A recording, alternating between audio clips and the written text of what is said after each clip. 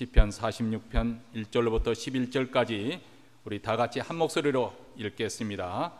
하나님은 우리의 피난처시요 힘이시니 환난 중에 만날 큰 도움이시라. 그러므로 땅이 변하든지 산이 흔들려 바다 가운데 빠지든지 바닷물이 흉용하고 뛰놀든지 그것이 넘침으로 산이 요동할지라도 우리는 두려워 아니하리로다. 한 시내가 있어 나뉘어 흘러 하나님의 성 곧 지극히 높으신 자의 장막의 성소를 기쁘게 하도다. 하나님이 그 성 중에 거하심에 성이 요동치 아니할 것이라. 새벽에 하나님이 도우시리로다. 이방이 호원하며 왕국이 동하였더니 저가 소리를 발하심에 땅이 녹아도다. 만군의 여호와께서 우리와 함께 하시니 야곱의 하나님은 우리의 피난처시로다. 와서 여호와의 행적을 볼지어다. 땅을 항목케 하셨도다.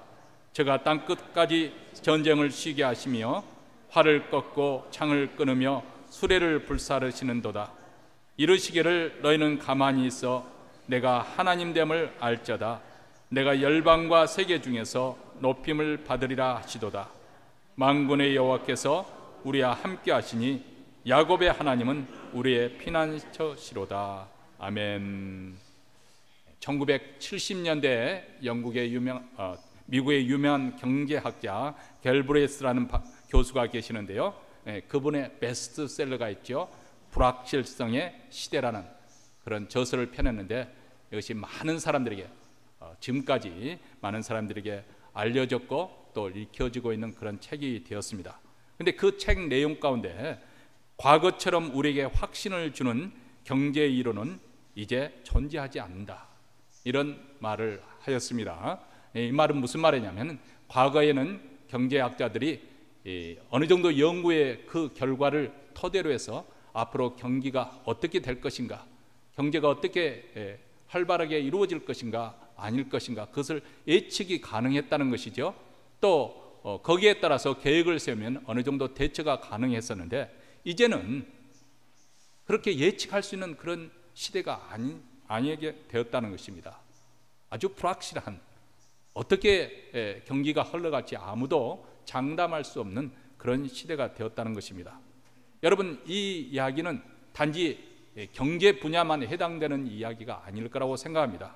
모든 영역에서, 모든 분야에서, 또 모든 사회와 또 전 세계적으로 이 불확실성이 모든 사람들에게 느껴지고 있고, 알게 모르게 그것이 우리에게 또 불안과 두려움으로 와닿고 그스럽게 살고 있는 것이 현실입니다. 저 자신은 사실 전쟁의 경험이 없는 그런 세대이기도 하지만은 그렇기 때문에 이 미국에 와서 가장 충격적인 사건을 꼽으라 한다면 아마 9/11이 아닌가 그런 생각을 해봅니다. 그 쌍둥이 빌딩이 무너지는 그 광경이 TV에서 생생하게 중계가 되어졌고 지금도 유튜브에서 얼마든지 볼 수가 있지 않습니까? 그렇게 견고하게 세워졌던 그 빌딩이 전혀 예측 불가능한 방법으로 폭탄이 폭발한 것도 아니고 미사일이 날라든 것도 아니고 그 인간 무기, 말 그대로 비행기가 자폭하는 마음으로 그 빌딩을 돌입해가지고 폭사시키는 아주 무서운 그런 끔찍한 사건이 일어났습니다. 또 세상에 가장 똑똑하고 유능한 사람들이 그 오피스에서 일을 하고 있는 그곳에 그런 사건이 일어났습니다. 전혀 예상할 수 없는, 예측할 수 없는 전쟁이라고 한다면 우리는 전선에서 어떤 일이 벌어지고는 어느 정도 예측할 수 있지만 이제는 테러가 이곳저곳에서 엄습을 하고 있고 또 우리가 그런 시대에 살고 있죠. 하루가 멀다고 총기 사고 일어날 뿐만 아니라 경기가 어떻게 진행되는 것인지 전혀 예측 불가능한 그런 시대에 살고 있습니다. 제가 예전에 읽었던 기사 가운데 오늘 이 시대에 사는 사람들이 상당히 불행한 시대라고 합니다. 왜 불행한 시대인가? 전환기에 살고 있기 때문에 불행하다는 거예요. 과거 역사에도 그렇습니다만 특별히 어떤 획기적인 그 변화가 일어나고 있을 때, 예를 들어서 영국의 산업혁명이 일어났을 때나 뭐 이런 획기적인 변화가 일어났을 때 그 전환기에 사는 사람들은 아주 불행하다고 그것을 느끼고 산다는 거예요. 오늘 이 시대도 마찬가지죠. 아주 급격하게 변화가 일어나고 있는 그런 시대에 우리가 살고 있습니다. 제가 처음 미국에 왔을 때만 하더라도 대학교에서 공부할 때 타이프라이터가 사라지고 컴퓨터가 도입돼서 소위 말하는 386 세대라고 그러지 않습니까? 그것이 보급되고 있는 그런 시대, 그런 편리한 시대로 접어들었습니다. 그리고 난 다음 그 뒤로 얼마나 급격하게 시대가 정말 말 그대로 해마다 달라지고 있는 그런 시대. 그리고 그뿐만 아니죠. 통신 미디어나 또 방송이나 또 핸드폰을 비롯해 스마트폰의 발달로 인해서 얼마나 시대가 다른 시대에, 이전과는 전혀 상상할 수 없는 그런 시대에 살고 있죠. 근데 저만 하더라도 사실 어떻게 보면은 이제 장성한 다음에 그 다음에 공부하면서 이 컴퓨터를 접하고 그렇게 따라가다 보니까 지금도 사실 저는 컴퓨터 자체에 대해서는 그렇게 밝히지 못합니다. 설교 준비하고 또 검색하고 그런 정도의 언저리에 머물러 있지. 항상 그렇기 때문에 항상 컴퓨터가 문제가 있을 때는 어떻게 할 줄 모르는 그런 상황이 있기 때문에, 또 시대가 계속 발전하기 때문에 항상 자신감이 없는 거죠. 제가 그럴진데 여기 앉아 계시는 또 저보다 더 연로하신 분들은 두말할 나이가 없을 것입니다. 며칠 전에 제가 오랜만에 맥도날드 레스토랑에 이제 손님이 오셨기 때문에 아침에 모시고 갔었습니다. 가보니까 리노베이션을 해가지고 모든 게 다 전산화가 되어 있는 거예요. 아니 그 데스크에 한 사람이 더 있으면은 그건 무시하고 거기서 오더를 하겠는데 아무도 오지 않고 뒤에서 일만 하고 있지 프런트에 나오지를 않는 거예요. 그래서 할 수 없이 또 이제 버튼을 눌러가면서 하는데 이게 헷갈려가지고 도무지 내가 맞게 오더를 하고 있는지 어떤 것인지 도무지 알 수가 없는 거죠. 그렇게 한참 하고 어떻게 해서 오더를 했지만은 바로 이런 시대에 아주 급격한 변화가 이루어지는 그런 시대에 우리가 지금 살고 있거든요. 이런 전환기에 일어나게 있기 때문에 우리 마음속에 내가 시대에 뒤지고 살고 있는 것이 아닌가, 내가 잘 따라가고 있는 것인가 하는 그런 생각 속에서 우리가 우리 스스로 나 자신도 모르게 행복감을 누리지 못하고 불행하게 하다고 느끼고 살고 있다는 것이죠. 이 전환기의 시대는 많은 사람들이 그런 불행을 느끼면서 산다는 것입니다. 자, 이런 시대에 살다 보니까 항상 위기의식이 우리 안에 있죠. 또 이것이 뭐 사회적으로나 국가적으로나 전 세계적으로 되어지는 그런 시대의 변화이기도 하지만 또 우리 개인에게도 얼마든지 이런 위기가 뜻하지 않은 그런 일들이 일어날 수가 있습니다. 내가 원치 않아도, 내가 그것을 원하지도 않았고 선택하지도 않았음에도 불구하고 우리에게 어려운 일들이 아니면 사건이, 사고가 엄습할 수가 있는 것이죠. 가령 예를 들어서 내가 잘 다니던 회사가 갑자기 망하게 되어져서 하루아침에 직장을 잃어버릴 수 있는 그런 위기가 찾아오기도 하고, 그리고 또 자녀가 줄줄이 있어도 더 이상 이룰 곳이 없는 그런 상황이 돌입하게 됩니다. 또 어떨 때는 가장 가까웠던 믿었던 친구에게 배신을 당하는 그런 일로 치를 떠는 심적으로 정신적으로 위기를 겪기도 합니다.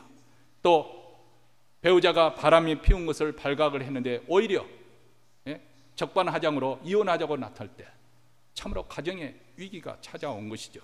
개인적으로도 건강의 위기를 맞이할 수가 있는 것이고 영적인 또 위기를 맞이할 수가 있습니다. 때로는 이런 것들이 쓰나미처럼 한꺼번에 몰려올 수도 있습니다. 이런 위기 시대 우리 그리스도인들은 어떻게 살 것인가? 어떻게 대처할 것인가? 오늘 시편은 이런 위기 시대에 우리가 어떻게 대처하며 어떻게 믿음으로 살 것인가를 개인적으로 민족적인 그 체험을 통해서 읊은 그런 시의 내용이라고 생각이 되어집니다.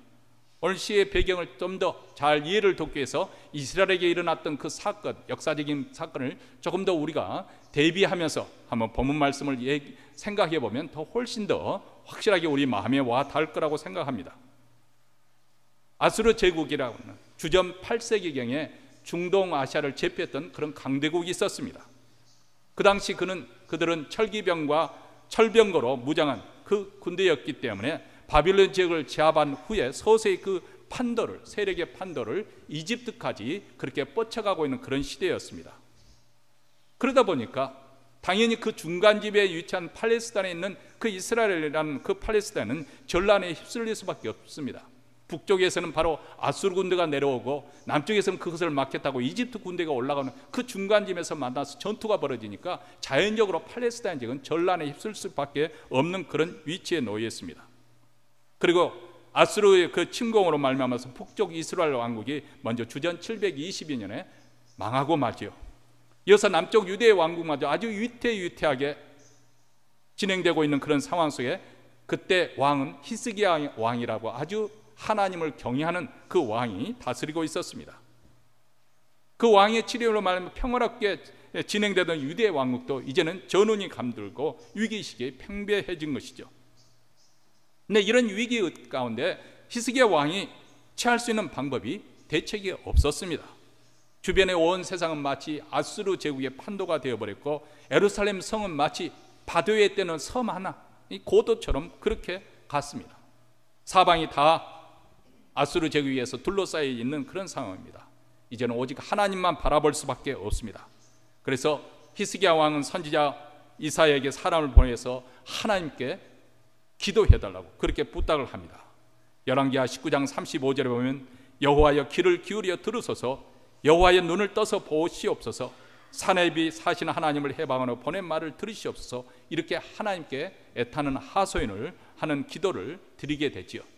그런데 놀랍게도 하나님께서 그 히스기야 왕, 경건한 히스기야 왕의 기도를 들으시고 하나님께서 그 사건에 개입을 하시고 아주 극적인 그런 일로 반전이 이루어지게 됩니다. 자, 오늘 시는 이렇게 이스라엘 백성 민족 전체가 엄청난 위기에 처했을 때 하나님께서 크신 능력으로 그들을 어떻게 대적을 물리치게 하고 승리하게 하셨는가, 이런 민족적인 체험을 바탕으로 읊어진 이 찬양과 감사의 내용을 우리가 담고 있는 것으로 한번 비교하면서 시를 한번 생각해 보면 오늘 이 시대에 사는 우리 자신에게도 개인적으로든지 사회적으로든지 이 시대적으로 어떤 위기, 그런 위기가 감도는 이런 시대에 살 때 우리 믿는 자들이 어떻게 대처하며 살 것인지 중요한 교훈을 몇 가지 주고 있습니다. 우선 첫째로 우리가 알아야 될 것이 있는데, 하나님은 우리의 도움이 되신다는 것이죠. 원수가 나를 해치려고 사자같이 입을 벌려 삼키려고 달려들 때 우리는 과연 어디로 피할 것인가? 이 세상의 피난처는 불안한 것입니다. 왜냐하면 이 세상의 어떤 피난처도 일시적이요 영원할 수 없기 때문에, 특히 우리 이 시대에 사는 사람들이 이 말이 무슨 말인지 잘 아실 수 있을 것입니다. 세상에 경고하고 믿었던 그 경고하게 세워졌던 월드 트레이드 센터가 그렇게 하루아침에 잿더리로 파괴될 줄을 누가 알았겠어요? 그것은 일부 제3세계 전쟁터에서 일어나는 건데, 이게 평화롭게 살던 이 미국 땅에서 그런 테러가 감행될 줄 누가 알았겠습니까? 내가 샀던 주가가 아주 승승장구해서 잘 나갈 줄 알았었는데 하루아침에 폭락이 되어서 그 주식이 그냥 종이 쪽에 휴지 쪽으로 변해버리는 그런 세상이 우리가 살고 있습니다. 이 세상은 안전한 피난처가 있는 것이 아닙니다. 참된 피난처라면 어떤 상황에서도 안전을 보장할 수 있어야 되는데, 세상 상황은 즉히 유동적이고 불안정합니다. 어제의 피난처가 오늘은 위험한 함정이 될 수 있는 것이 바로 오늘 이 시대에 살아가는 우리들이 겪는 일들입니다. 그렇다면 우리 신앙인의 영원하고 견고한 피난처는 과연 어디일까요? 오늘 시인은 우리에게 하나님이 우리의 피난처라고 그렇게 말씀하고 있습니다. 1절 말씀입니다. 하나님은 우리의 피난처시요 힘이시니 환난 중에 만날 큰 도움이시라. 위기를 만난 이스라엘 공동체에게 하나님은 피난처와 힘이 되어주신다. 환난 중에 하나님께서 우리에게 큰 도움이 되신다. 이것은 시인이 실제로 경험을 통해서, 체험을 통해서 배웠던 결론입니다. 하나님이 우리의 피난처, 힘이 되시고 큰 도움이 되신다. 아수르 군대가 쳐들어와서 유다의 견고한 성읍 하나하나씩을 쳐서 취할 때 히스기야 왕은 여기에 대해 속수무책일 수밖에 없습니다. 그래서 히스기야 왕이 생각도 못하고 그 압력에 굴복해서 무릎을 꿇죠. 내가 범죄하나이다. 나를 떠나서서 당신이 원하는 대로 무엇이든지 바치겠습니다. 이렇게 조공 바칠 것을 약속을 하지요. 그리고는 하나님의 성전과 왕궁 곳간에 있는 은을 긁어 모아가지고 300달란트를 만들어서, 그리고 성전 문과 성전 기둥에 입혔던 금을 벗겨서 금 30달란트를 만들어서 바칩니다. 아주 치욕적인 순간을 맞이하고 있습니다. 그런데 굴력이 이것으로 끝났으면 참 좋겠는데, 그들은 그대로 물러가지 않고 장군 랍사기를 보내서 무조건적으로 항복할 것을 주장을 하죠. 랍사기가 성을 대고 곧 소리를 칩니다. 너희 군사력은 우리의 상대가 될 수 없고 너희가 이집트의 원조를 청하지만 소용없는 일이다. 혹 너희가 말하기를 우리는 여호와 하나님을 의지한다고 하지만 그것 또한 헛일이다. 보라, 지금까지 어떤 신이 이 아수르 왕의 손에서 자신들을 구원한 적이 있느냐. 심지어는 이스라엘 하나님 여호와 하나님까지 조롱하는, 모독하는 그런 소리를 히스기야 왕이 듣습니다. 그래서 그는 애통하면서 비통해하면서 자기 옷을 찢고 굵은 배를 동여 메고 여호와의 전에 들어갔다. 그래서 열왕기하 19장 3절에 보면 오늘은 곤란과 책벌과 능욕의 날이라 아이가 임산하였으나 해산할 힘이 없도다 이렇게 탄식을 합니다. 지금 현재 무력으로 협박하고 있는 그 강대국 아래서 약소적인 유대 국가가 할 수 있는 그런 상황이 아무것도 없기 때문에 지금 현재 상황이 마치 아이를 출산을 해야 하는데 그 출산해야 될 그 엄마가, 산모가 그것을 할 힘이 없다는, 여력이 없다는 거예요. 이런 위기 순간에 도대체 우리가 얻을 수 있는 피난처가 어디 있고 누가 우리 힘이 되어주고 누가 우리를 도와줄 수 있을까요? 이스라엘의 여호와 하나님입니다. 일찍이 하나님이 이스라엘과 환난을 당할 때 도와주시겠다고 약속하셨습니다. 그것이 바로 하나님과 이스라엘 백성들과 맺었던 신성한 언약의 내용이죠. 하나님께서 그들의 하나님이 되어주시고 그들은 하나님의 백성이 되어주시고 이 언약의 근거에서 이스라엘 위기 때 하나님께서 개입하시고 간섭하시고 그들을 구원해 주시는 것이죠. 그래서 하나님의 약속이 실현되는 것을 경험하고서 그들은 하나님은 우리의 피난처가 되신다, 하나님은 우리의 힘이 되신다, 하나님은 우리의 큰 도움이라고 고백하는 것이죠. 이런 고백이 있기 때문에, 이런 신앙 고백 때문에 이스라엘 공동체는 마치 땅이 변하고 바다 깊은 곳에 산이 무너져 내리더라도 두렵지 않다고 2절과 3절에서 계속해서 시편 기자가 말하고 있는 것이죠. 땅이 흔들리고 산이 무너져 바닷속으로 빠져들어도 우리는 두려워하지 않을 것입니다. 물이 소리를 내면서 거품을 내뿜고 산들이 노하여 뒤틀려도 우리는 두려워하지 않을 것입니다. 이렇게 말합니다. 여러분, 예전이나 지금도 그렇습니다만 지진을 만나게 되면, 그것도 아주 강도가 센 지진을 만나면 사람들이 공황 상태에 빠집니다. 평소에 어떻게 지진 나면은 어떻게 하기다 대책을 세웠던 사람이라 할지라도 정말 강도가 센 그런 지진에서 자기 몸 하나 가눌 수가 없고 건물 전체가 막 흔들리고 무너질 것처럼 그럴 때 정신적으로 큰 공황 상태에 빠지죠. 극도의 공포로 얼어붙습니다.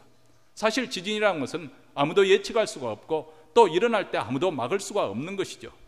그런데 이런 지진이 오는 그런 상황에 있어도 하나님의 사람은 두려워하지 않는다. 왜냐하면 하나님이 우리의 피난처가 되어주시고 힘이 되시고 큰 도움이 되시기 때문에.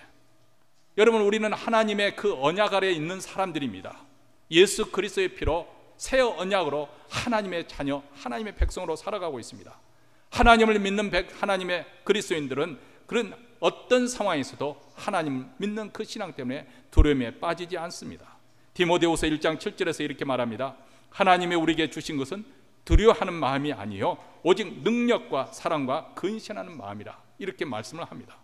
그러므로 여러분, 우리 인생의 시련을 만났을 때, 어려운 상황에 돌입했을 때, 환난을 만났을 때, 두려움이 엄습할 때 여러분 담대히 선포하시기 바랍니다. 오늘 말씀이 바로 다시 한번 우리가 한 목소리 1절부터 3절 읽도록 하겠습니다. 하나님은 우리의 피난처시요 힘이시니 환난 중에 만날 큰 도움이시라. 그러므로 산이 변하든지 산이 흔들려 바다 가운데 빠지든지 바닷물이 흉용하고 뛰놀든지 그것이 넘쳐므로 산이 요동할지라도 우리는 두려워 아니하니로다. 그렇습니다. 이 땅에 어려운 시련을 겪고 있는 분들에게 우리가 인간의 말로 뭘로 우리가 위로할 수 있겠어요? 뭘로 힘이 되어줄 수 있겠습니까? 아무것도 없습니다. 오직 살아계신 하나님이 힘이 되어주시고 피난처 주시고 큰 도움이 되십니다. 이 말 외에는 다른 말을 할 수가 없습니다. 그뿐만 아니죠. 2절과 3절에서 산이 흔들리고 산이 무너져 바다에 빠지면 바다가 노하고 있는 그런 상황에서 보면 그런 험난한 그런 혼란의 상황 속에서 4절로 넘어가면 아주 평화로운 전경이 펼쳐지고 있지 않습니까? 한 시내가 있어 나뉘어 흘러 하나님의 성 곧 지극히 높으신 자의 장막에 성소를 기쁘게 하도다. 어떻게 아수라장이 되었던 그 상황에서 이제 평화로운 정면으로 이렇게 순식간에 확 바뀔 수가 있을까? 무엇이 변수인가?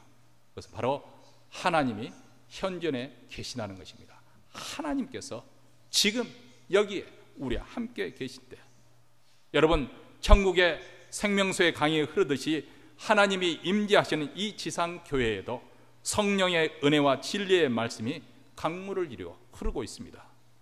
우리 믿는 성도들은 이 은혜의 강물을 마심을 통해서 우리의 영혼, 세상에서 눌리고 세상에서 상처를 받고 세상에서 공포와 두려움에 쪼그라든 그런 상황 속에서 오히려 다시금 주일 예배를 들으면서 그 영혼이 소생함을 잊게 되고 기쁨으로 충만하게 되고 모든 고통의 그 문제를 극복할 수 있는 그런 자신과 확신을 회복하게 됩니다.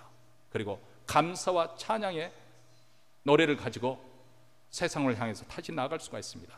이것은 세상의 지식으로 되어지는 것도 아니고 세상의 물질을 많이 쌓았다고 이루어지는 것도 아니고 세상의 권력을 가졌다 해서 네가 든든히 섰다고 말할 수 있는 것도 아닙니다. 오직 하나님을 절대적으로 의지함으로써 우리는 이런 삶의 기쁨과 삶의 보람을 소유할 수 있습니다. 세상이 아무리 요동한다 할때라도 하나님의 성소, 하나님의 임재하시는 그 성소는 흔들 수가 없습니다. 하나님의 성전이 있는 거룩한 도성은 견고합니다. 왜냐하면 하나님께서 도우시기 때문에. 5절 말씀에 하나님이 그 성중에 거하심에 성이 요동치 아니할 것이라 새벽에 하나님이 도우시리로다. 그렇습니다. 하나님이 우리와 함께 하실 때 우리는 요동치 않을 것이고 우리는 그 어느 때보다 더 그 혼란 속에서도 그 어려운 상황에서도 우리는 견고하게 설 수가 있습니다. 그렇기 때문에 중요한 것은 하나님이 지금 나와 함께 하시느냐, 아니 더 정확하게 말하면 내가 지금 하나님 편에 서 있느냐, 하나님 편에 서 있기로 힘써 노력하고 있느냐, 이것이 중요한 거예요. 우리는 때때로 삼손처럼 잘못 생각할 수가 있어요. 하나님이 더 이상 나와 함께 하지 않음에도 불구하고 하나님이 나와 함께 하겠거니 막연히 그렇게 착각하면서 살 수가 있습니다. 이게 위험한 거예요.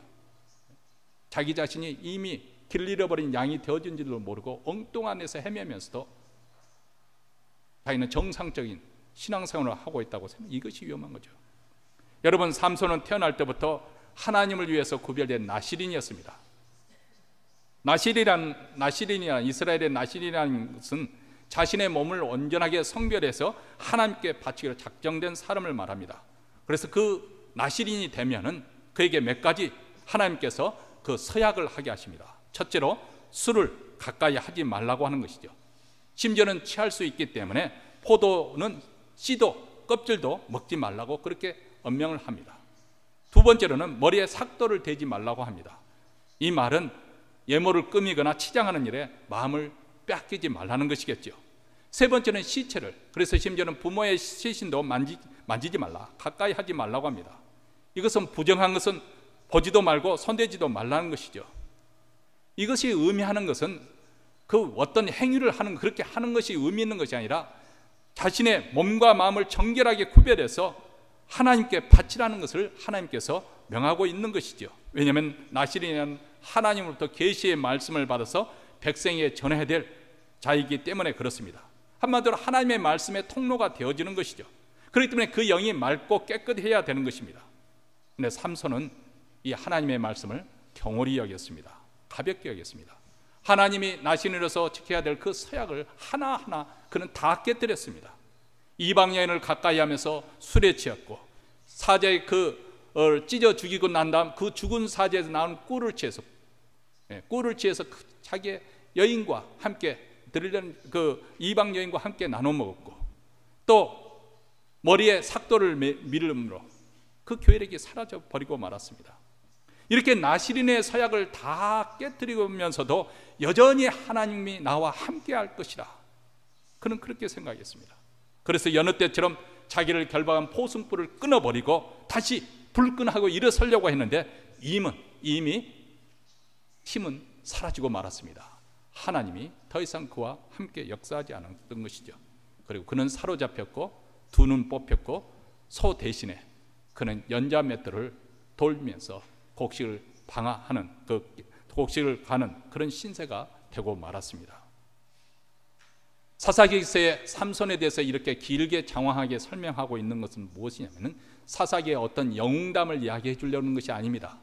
삼손은 이스라엘과 같은 것입니다. 민족을 상징하는 거예요.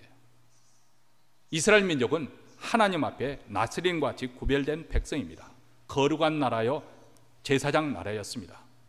그들이 하나님과 신실한 언약 관계에 있을 때는 아무리 아수르 국가가 강대한 제국이라도 호락호락 이스라엘을 침공할 수도 없고 호락호락 이스라엘을 함락시킬 수가 없었습니다. 왜냐하면 하나님이 함께 하실 것이고 그 언약의 약속대로 그들을 지켜주시기 때문에 그렇습니다.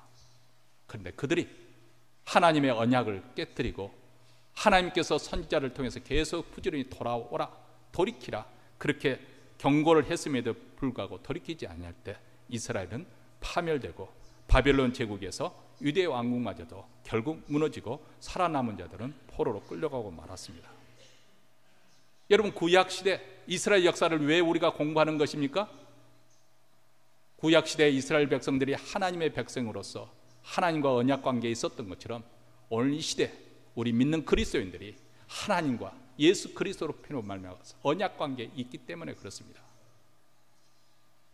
이 언약을 우리가 충실하게 그리스도 안에 있다면 하나님은 우리의 인생에 개입하시고 간섭하시고 우리를 지켜주실 것입니다. 눈동자같이 우리를 지켜주실 것을 약속해 주셨고, 우리의 광야길을 아무리 환난 많은 광야길에도 우리를 안전하게 보호하게 선이 이끌어 주실 것입니다. 그러나 우리가 하나님과의 언약을 깨뜨리고 나갈 때 더 이상 보호막은 없습니다. 그러려면 우리는 항상 그렇기 때문에 우리는 하나님 편에 서 있어야 됩니다. 아니, 서 있으려고 노력을 해야 되는 것이죠. 히스기야 왕은 늘 하나님 편에 섰었습니다. 여호와 앞에서 정직히 행했다, 그렇게 그 사기 기자들은 그렇게 기록하고 있습니다. 그는 왕이 되자마자 사람들이 제사 지내던 그 산당, 우상을 섬기던 그 산당을 없애버렸고 주상들을 다 깨뜨려버렸고 아세라 그 목상을 찍어버렸습니다. 심지어는 모세가 만들어 장대 위에 세웠던 그 놋뱀 장대, 거기에 무슨 마력이 있는 줄 알고 사람들이 우상시하니까 그것마저도 다 불살르고 가루가 돼서 다 밭 시냇물에 뿌려버리고 말았습니다. 그래서 열왕기하 15장 5절에 보면 히스기야가 이스라엘 하나님 여호와를 의지하였는데 그의 전후 유다 여러 왕 중에 그러한 자가 없었다. 다시 말하면 유대 왕 중에서 가장 하나님을 경외하는, 하나님을 잘 섬기는 왕이었다는 것입니다. 그리고 이 히스기야 왕은 기도하는 사람이었습니다. 이 아수르 왕 사네립의 최후 통첩의 편지를 보냈습니다. 너희가 아무리 여호와 하나님을 찾아도 그 신은 너 우리의 신을 당해내지 못할 것이다. 누구도 아수르의 손아귀에서 건져내지 못할 것이다. 이 사네립의 편지를 받은 그 히스기야 왕은 여호와의 성전, 그 성전에 들어가서 그 편지를 펼쳐놓고 하나님께 하소연을 합니다. 왜 이러한 일들이 일어나게 되는 것일까요? 왜냐하면 히스기야 왕은 지금 벌어지고 있는 현재 상황이 하나님 앞에 펼쳐지고 있음을, 세상에 일어난 모든 일들이 하나님의 통제 아래에 있음을 인정하는 신앙적인 그런 신앙적인 믿음을 가지고 있었기 때문이죠. 열왕기하 19장 19절에 이렇게 말합니다.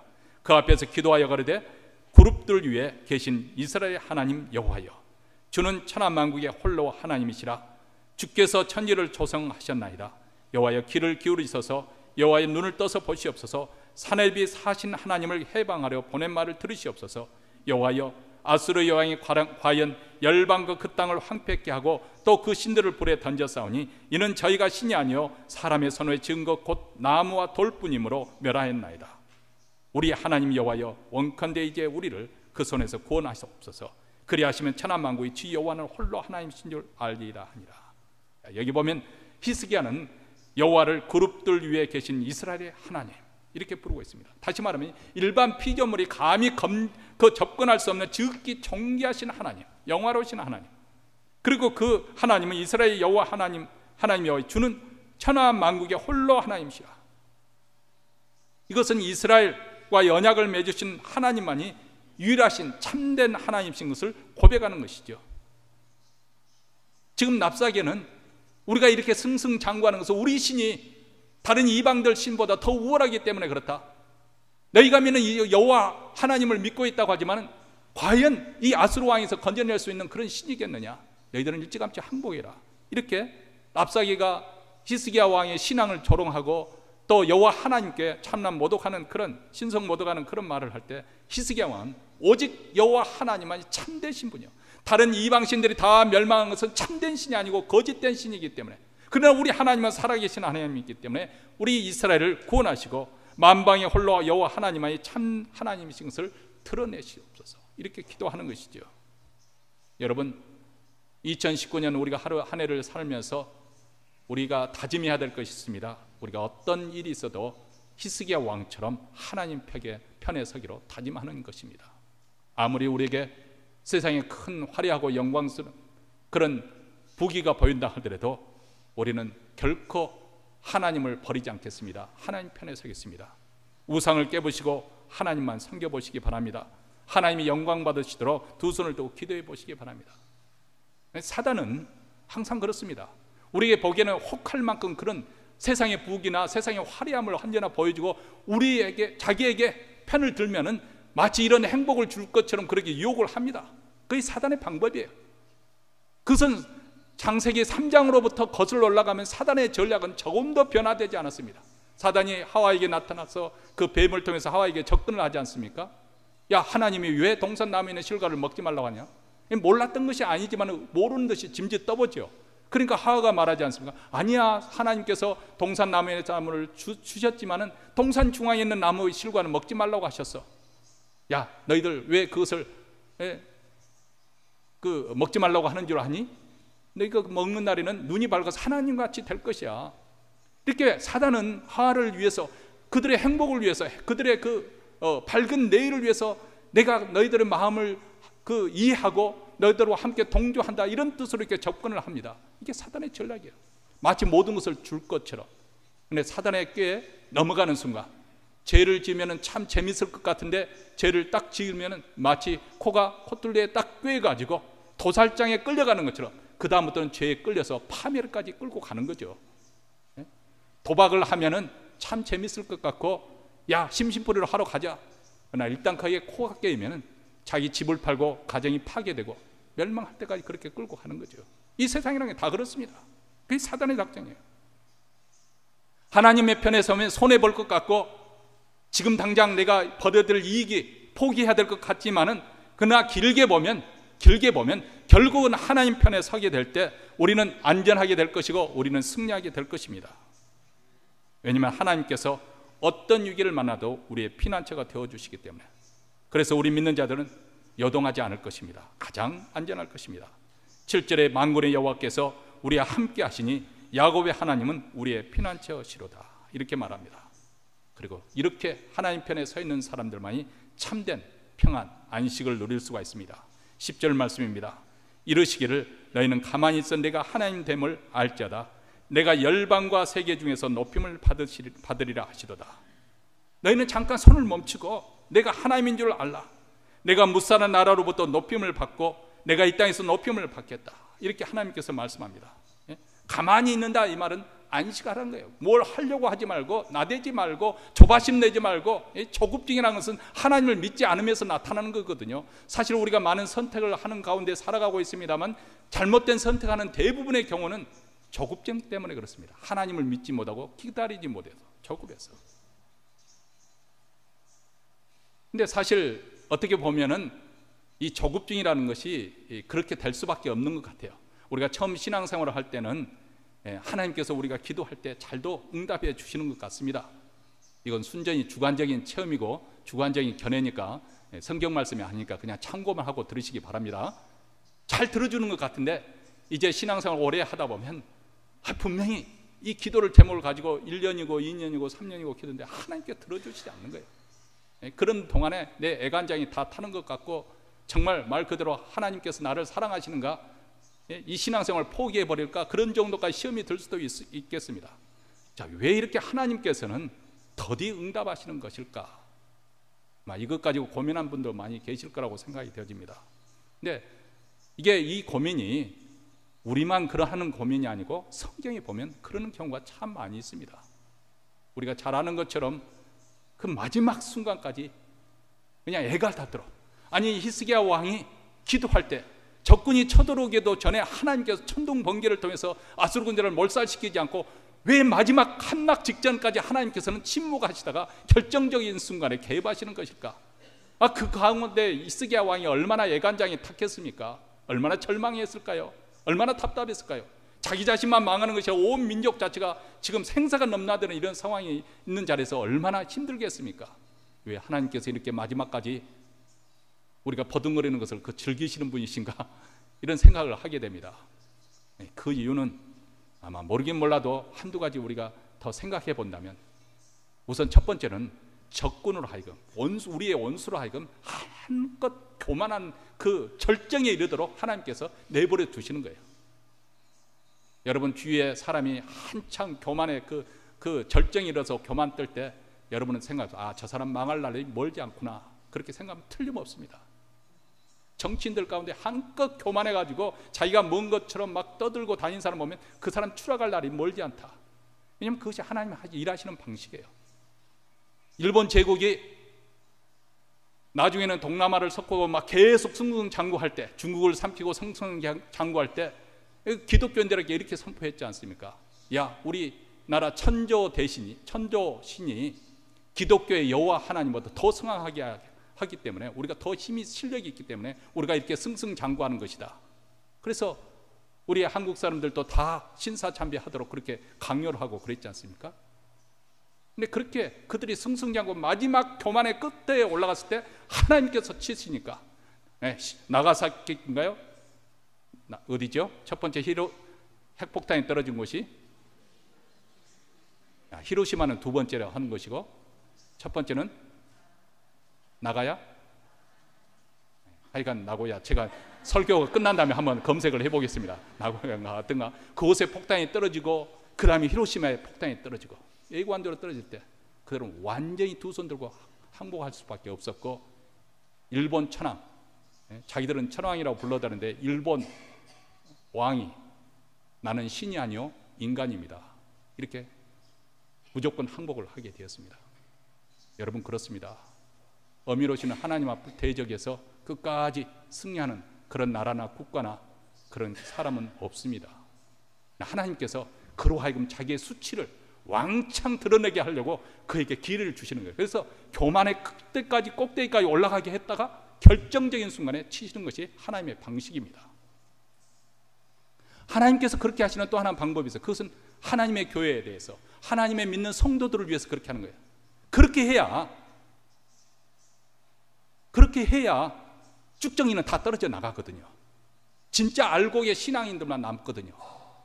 말 그대로 달달달달 볶아가지고 우리의 허세, 우리의 거짓, 우리의 가짜 신앙, 그런 것들을 다 떨쳐버리고 난 다음 진짜 믿음이 무엇인지 그 참된 정금 같은 믿음을 하나님께서 우리에게 주시기 위하여 우리 하나님은 기다리시는 것이죠.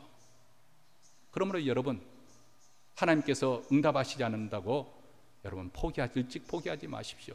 우리 하나님은 결코 우리 믿는 자들을 포기하지 않습니다. 우리 하나님은 결코 우리 믿는 자들을 내버려 두시고 방치하지 않습니다. 왜냐하면 하나님께서는 우리 믿는 자들의 언약의 피로 세운 백성이기 때문에 하나님께서 보호하시기 때문에 그렇습니다. 우리는 예수 그리스도의 피로, 새 언약의 피로 세움을 받은 하나님의 자녀요, 참 이스라엘이요, 하나님의 백성입니다. 그리고 예수 피로 새 언약 안에서 우리 하나님께서 우리에게 복을 주십니다. 사망에서 생명으로, 저주에서 축복으로 바꿔주십니다. 그러므로 세상의 권세와 마귀의 계획으로 인해서 하나님의 성도들 그리고 교회는 결코 무너지지 않습니다. 아무리 악한 영들이 교회를 무너뜨리려고 강기한 술책을 벌여도 우리 하나님이 지켜주십니다.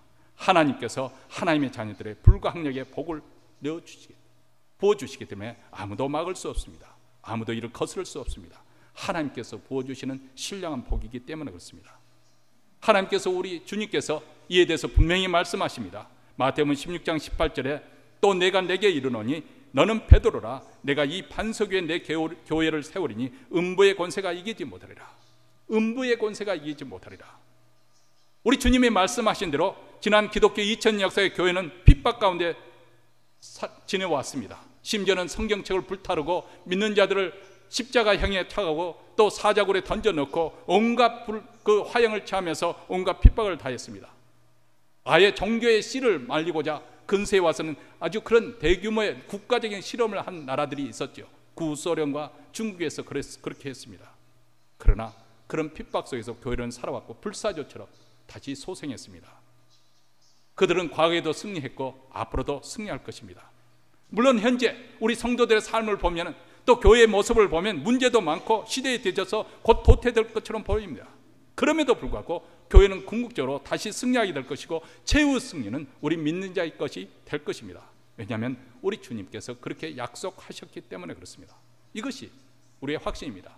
이런 하나님의 섭리를 믿고 이런 하나님의 주권을 믿는다면 우리는 안심할 수가 있습니다. 여기에 참된 평안, 안식이 이루어지는 것이죠. 그래서 사도 바울은 빌립보서 4장 6절과 7절에서 이렇게 우리에게 권면합니다. 아무것도 염려하지 말고 오직 모든 일에 기도와 간구로 여러분이 바라는 것, 소원하는 것을 감사함으로 하나님께 아뢰라는 것입니다.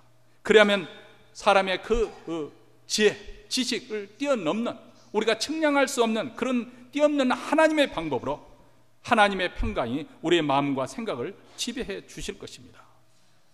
믿음 안에서 모든 염려를 주님께 맡기면 주께서 우리에게 안식을 주실 것입니다. 세상이 빼앗을 수 없는 그런 평안입니다. 우리는 지금 불확실성의 시대, 예측이 불가능한 그런 시대에 살고 있는 것만 분명합니다. 트럼프 대통령이 또 국가 비상사태를 선포했다고 하는데 말이죠. 했나요? 한다고 했는데 또 이렇게 또 국가의 어떤 그런 상황으로 돌려가지고 아무도 예측을 못했지 않습니까? 어쨌든 내일 일을 우리가 확신할 수 없는 그런 위기 시대에 살고 있습니다. 이런 위기 시대에 우리는 어떻게 살아가야 할까요? 하나님이 우리의 도움이 되시고 하나님이 우리와 함께 하실 것이고 그 하나님께서 우리에게 안식 주실 것이라는 확실한 것 한 가지, 이런 확신이 어떤 위기나 어떤 재난에서 우리에게 위로를 주실 것입니다. 만군의 여호와께서 우리와 함께 하시니 야곱의 하나님은 우리의 피난처시로다.